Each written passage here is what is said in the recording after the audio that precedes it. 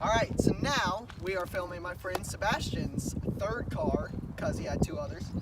It is a 2018 Honda Civic. And it's a base model, nothing special, but it's the newest car of the lot of the friends. And I'm here to tell you a little bit about it. Okay, so first thing we're going to discuss here is the grille, or what is the grille, because obviously this has an i4, doesn't need much air. But I noticed this little slit up here. I didn't know that was actually functional. And so, yeah, I thought that was pretty interesting. And I'm surprised they didn't put holes through the Honda badge, because usually car manufacturers will do that. So, yeah, that's the front of the car. Okay, so next thing we're going to discuss is how long these door handles are. These are really long. These are big for, like, big, fat American hands. And, yeah. Another thing I forgot to mention is how small these wheels are too. These are like 15s or something. As long as my forearm, which means my shoe size is the same size as the wheel. And I gotta give Honda some props here for doing such a good job with the indicator here. It's pretty well flush with the body, and I like how the panel to the bumper, like completely, it goes nicely with it. Okay, so obviously I forgot to mention there's not going to be much to mention with this car. It's pretty basic. You can see one anywhere, so there's not much to discuss with it. But one annoyance here is that the racing line that adds 64 horsepower doesn't continue all the way through like it should. It's kind of annoying. Also, it's stickers. But yeah, there's that. Also, you'll notice here the fake air outtakes. I don't know, with the reflector here. Pretty neat design. My car also has fake vents like this too, so I thought that was interesting. Okay, so now we're gonna move to the inside of the trunk, which for a small compact sedan like this is actually really big. Like, I'm surprised how much stuff you could possibly get in here. And obviously it doesn't look like much, but it's very tall in here, which is it's a good thing. And custom WeatherTech. I personally wish I had a WeatherTech, but I don't really need it. And yeah, other than that, that's all you really have, other than the really small escape handle here for if someone's trying to kidnap you, like, I don't know, maybe my friend. So now we'll demonstrate how big the trunk is by fitting friend in here for a second. Move your knees. I have plenty of space. Yes, we're going to close you for a second. And if he uses the escape handle, then he can get out. Now that's a feature on its own. It sounds the alarm when you open the thing from the inside, so that's good. Man, how am I supposed to kidnap somebody with that? Yeah, that's that.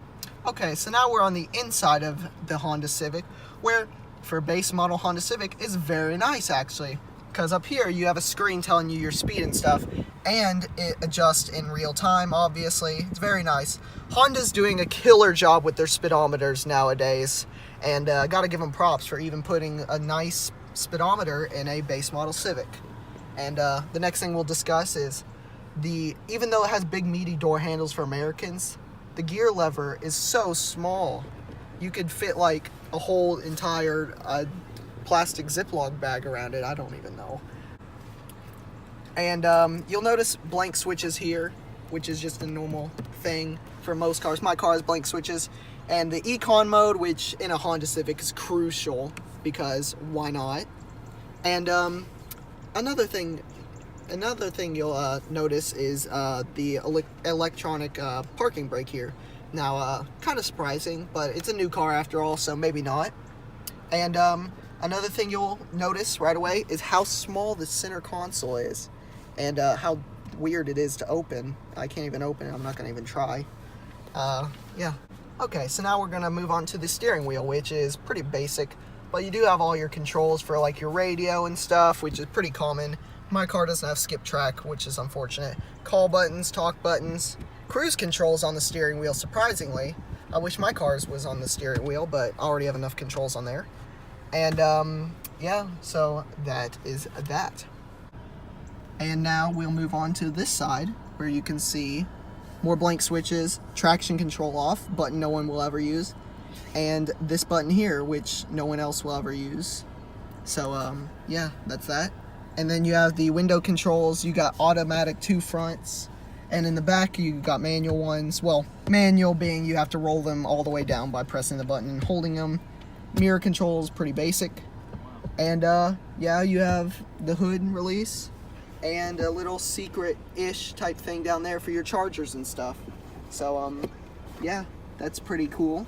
But if you notice up here, you can see a little pathway through there for wires and stuff, because it is 2018, so you know, they knew iPhones were a big thing. So yeah, that's all the stuff for the front of the car interior. And now we're in the back seats, which is very, very basic, very bland. So there's not much to discuss back here, but I figured I'd show it off anyway, just for anyone who's curious what the back seats of a Honda Civic looks like. So another thing you're gonna notice is right here, the coat hanger hook. It's very unnoticeable, but it is there for if you pick up laundry in your Honda Civic. And now we're gonna get on to the driving experience. Okay, so now we're gonna go on to the driving experience. So we're gonna stick it in drive and let's get on with it. First thing I notice is the steering's a little bit heavier than mine, just slightly though, but it's very, very light still, and very easy car to drive. It's front wheel drive with the i4, so, you know, not much to really explain about that. It drives how you think a front wheel drive car with 100 horsepower drives. Very, very decent. And obviously you have the 2 green bars up there showing you how economic you're being. If I step on it, they turn white to show that you're being less fuel economic and you need to cool it. And yeah, obviously this isn't my driving position, but still easy enough to drive. And it's a very, ooh, those brakes are touchy. I am not used to having such touchy brakes in my car, because I usually keep my car in comfort mode, but that's not an option in this. You have to kind of keep it in a certain position. Let me not hit this car. We'll see what sport mode can do real quick.